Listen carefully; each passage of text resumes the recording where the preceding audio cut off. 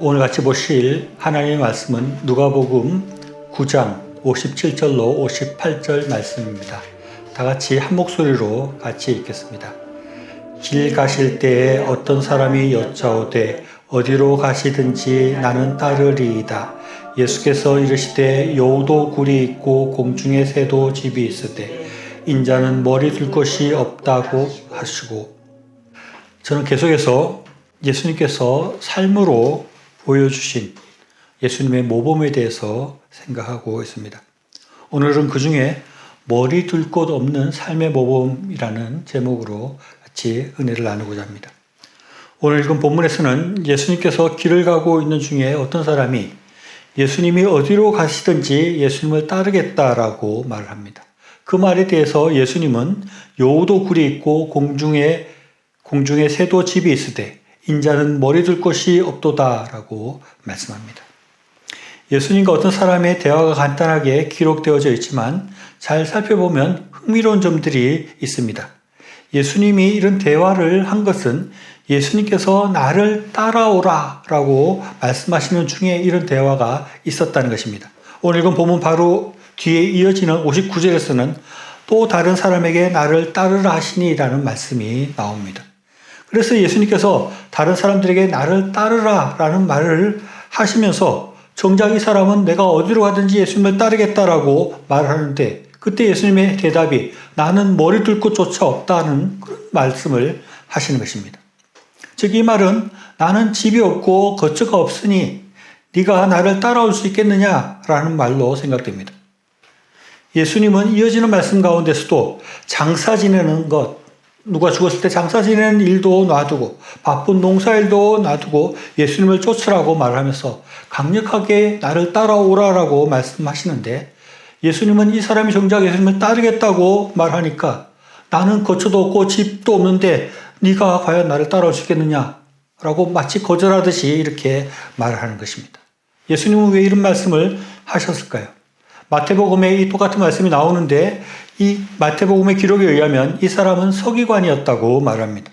당시 서기관이라는 사람들은 학식이나 재력이나 권력에 있어서 유대 사회의 최상위 계층에 속하는 사람들이었습니다. 예수님은 이런 상위 계층의 서기관이 예수님을 따라온다고 했을 때 나는 집도 없고 머리 둘 곳조차 없는데 네가 나를 쫓아서 나와 같이 살 수 있겠느냐라고 묻는 것이라고 할 수 있습니다. 성경에 보면 예수님의 제자 중에 서기관이 있었다는 기록이 없는 거로 봐서 아마 이 사람이 예수님을 쫓아서 제자가 되는 것을 포기했을 가능성이 많은 것 같습니다. 그런데 여기서 한 가지 의문이 듭니다. 예수님이 집도 없고 머리 둘 곳조차 없었다면 잠은 과연 어디서 잤을까 하는 것입니다. 예수님도 어딘가에서는 잠을 자고 어딘가에서는 생활하는 공간이 필요했을 텐데 예수님께서 지금 말하는 집이 없다, 머리 둘 곳이 없다는 것은 과연 어떤 의미인가 하는 것입니다. 몇 가지 가능성을 생각해 볼 수 있는데, 예수님은 집이 없이 노숙을 했다는 것을 생각할 수 있습니다. 아니면 정상적인 집이 아니라 천막 같은 곳에 살았다라고 생각해 볼 수 있습니다. 그것도 아니라면 예수님의 명의로 되어 있는 예수님의 소유의 집이 없이 임시로 어떤 집을 빌려서 살았다는 것도 생각해 볼 수 있습니다. 정확하게 예수님께서 어떤 의미로 머리 둘 곳이 없다고 말씀했는지 우리가 알 수 없지만 분명한 것은 예수님은 집을 사거나 집을 소유하거나 하지 않았다는 것입니다. 왜 예수님께서는 집을 가지지 않으시고 머리 둘 곳 없는 그런 삶을 사셨을까요?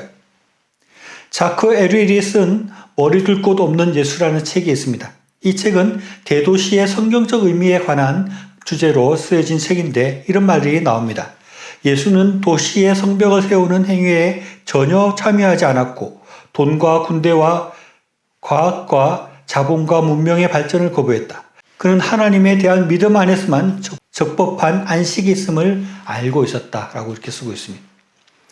이 책에서 주장하듯이 예수님께서 집을 가지지 않으시고 머리 둘 곳 없는 그런 삶을 사셨던 것이 과연 이 도시화를 반대하는 메시지를 주기 위함인지, 저는 좀 의문이 듭니다. 제가 책을 읽어보지 못해서 뭐라고 단정적으로 이해하기 어렵지만 제 생각에는 예수님께서 무슨 도시화 문제를 위해서 이런 모범을 보였다고 생각하기보다는 개인적으로 우리가 집에 대해서 어떤 태도를 가져야 되는가에 관한 모범을 보이시고 우리가 어떤 라이프 스타일로 살아가야 되는가에 대한 모범과 교훈을 주시기 위해서 그렇게 하셨다고 생각을 합니다. 실제적으로 예수님께서 보통 사람처럼 집을 가지고 평범하게 살기는 여러 가지로 어려움이 있었다고 생각할 수 있습니다. 예수님은 이곳저곳을 떠돌아다니면서 복음을 전해야 했고 또 제자들과 공동체 생활을 했기 때문에 제자들과 같이 자는데 제자들 12명 제자가 같이 예수님과 함께 잘 수 있는 그런 집을 구하기는 어려웠을 것입니다. 그렇기 때문에 예수님은 평범하게 집을 소유할 수 없는 상황이라고 할 수 있습니다. 그래서 그렇기 때문에 예수님께서 집을 가지지 않고 머리 둘 곳이 없는 삶을 살았다는 것을 우리의 삶 가운데 그대로 적용할 수 없다고 말할 수 있을지도 모르겠습니다. 그러나 그럼에도 불구하고 예수님께서 머리 둘 곳 없는 그런 삶을 사셨다는 것은 우리에게 아주 중요한 교훈을 주고 있고 우리에게 아주 중요한 모범을 보여주시는 것이라고 할 수 있는 것입니다. 앞에서 예수님께서 여러 가지 상황에서 집을 가지기 어려운 여건이었다고 말을 했는데 그러나 어떻게 생각해 보면 집을 가지는 것이 예수님께서 하는 모든 사역들 가운데 더 효율적인 것이 있다고 효율적으로 사역할 수 있는 것이었다고도 할 수 있습니다. 예수님이 단순히 돈이 없어서 능력이 없어서 집을 가지지 않은 것은 결코 아닙니다.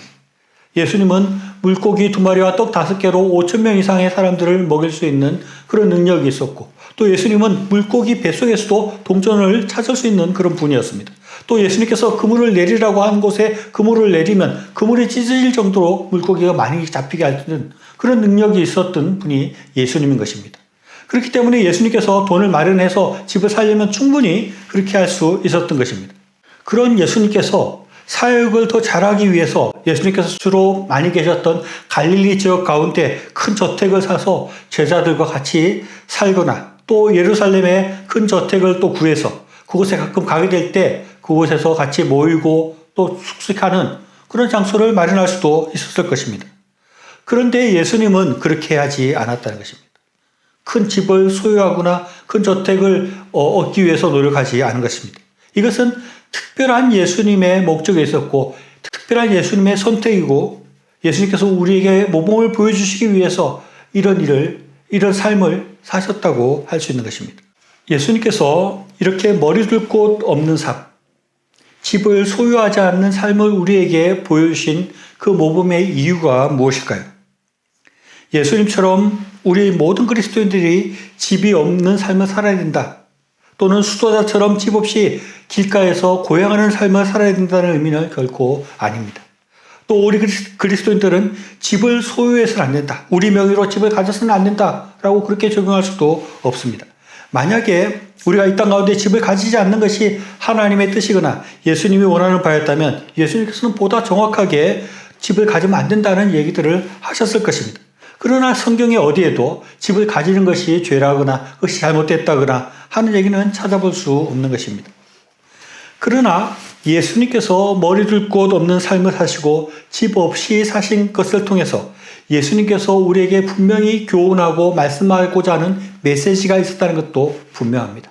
마태복음 6장 26절 말씀 보면 예수님은 공중의 새를 보라. 심지도 않고 거두지도 않고 창고에 모아 들이지도 아니하되 너희 하늘 아버지께서 기르시나니 너희는 이것들보다 귀하지 아니하냐라고 말씀하고 있습니다.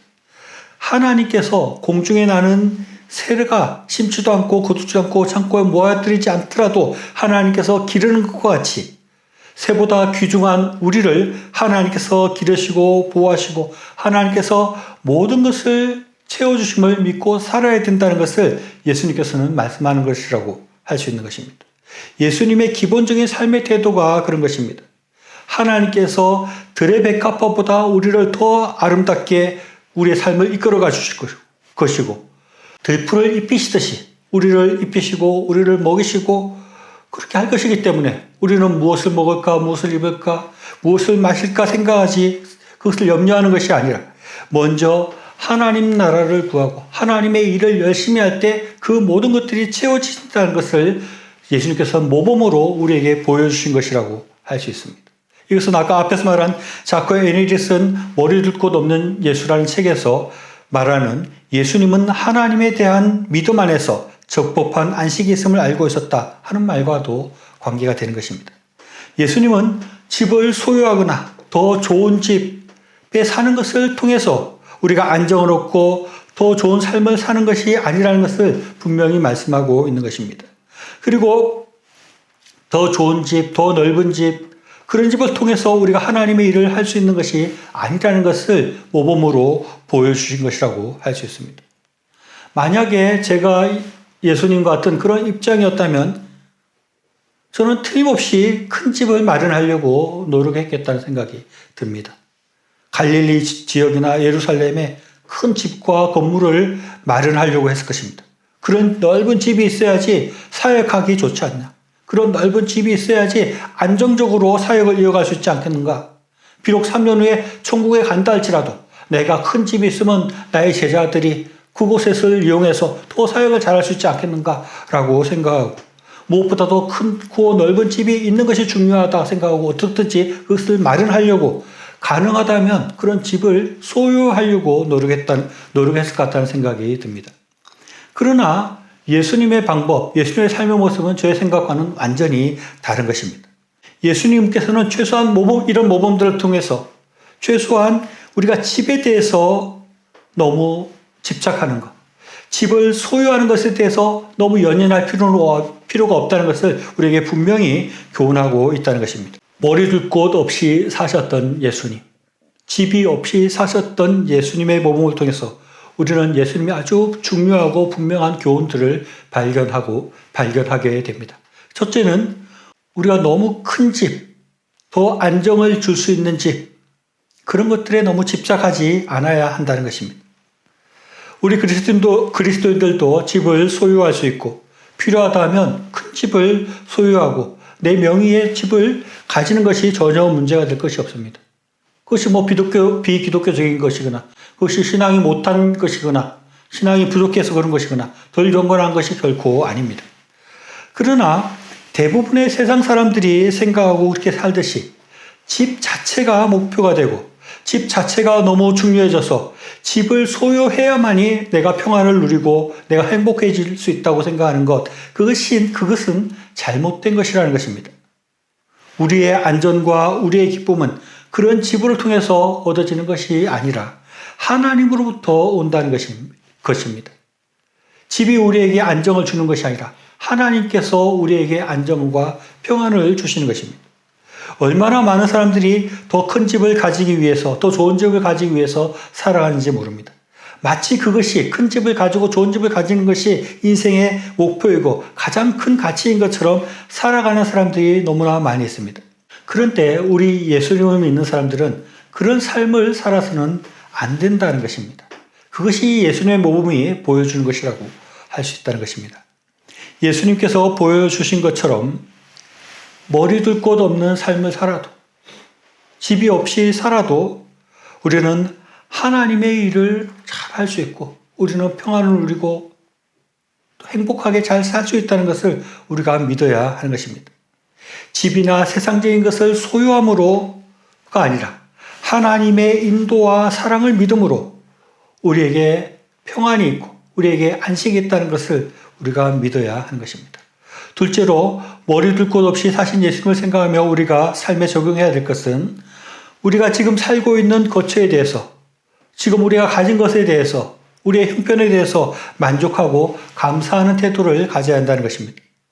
우리 주변에 더 좋은 집, 더 큰 집을 가지고 잘 살고 있는 사람들, 그런 사람들과 우리의 삶을 비교할 것이 아니라 우리가 예수님과 나의 삶을 비교해야 하는 것입니다. 예수님은 머리 둘 곳조차 없는 그런 삶을 사셨는데 나에게 이런 좋은 거처가 있는 것, 그것을 아주 우리가 감사하고 예수님께서 저렇게 사셨는데 내가 이렇게 잘 살고 있다. 그것에 대해서 감사해야 되는 것입니다. 우리는 우리의 마음이 어디 있는가를 잘 생각해야 됩니다. 더 좋은 집, 더 좋은 삶, 더 안락한 삶에 우리의 마음을 두는 것이 아니라 또 그렇게 더 좋은 집에 살면, 더 많은 것을 가지면, 더 풍족해지면 내가 더 평안을 누리고 더 행복한 삶을 살 수 있을 것이라는 그런 환상에 빠져 있을 것이 아니라 예수님도 머리둘 곳 없는 그런 삶을 사셨다는 것을 생각하고 우리가 이 세상의 것들을 가지고 더 좋은 집을 가지는 그런 것들에 집중하는 것이 아니라 하나님의 일을 위해서 나아가야 될 것입니다. 예수님은 머리둘 곳 없는 삶을 사셨지만 집도 소유하지 못하고 사셨지만 하나님을 위해서 온전히 모든 사역들을 다하고 하나님 주신 은혜 가운데 잘 사셨던 것을 우리가 늘 기억해야 하는 것입니다. 머리 둘 곳 없는 삶을 통해서 우리에게 교훈하고 있는 예수님을 생각하면서 우리가 이 세상 사람처럼 더 많은 것을 가지기 위해서 더 좋은 집을 위해서 살아가는 것이 아니라 하나님의 뜻을 이루기 위해서 하나님께서 나에게 주신 소명을 이루기 위해서 나의 삶을 하나님께서 원하시는 그 방향으로 이끌어가고 모든 욕심을 버리고 예수님처럼 하나의 나라를 위해서 살아가는 저와 여러분의 삶이 될 수 있기를 바랍니다.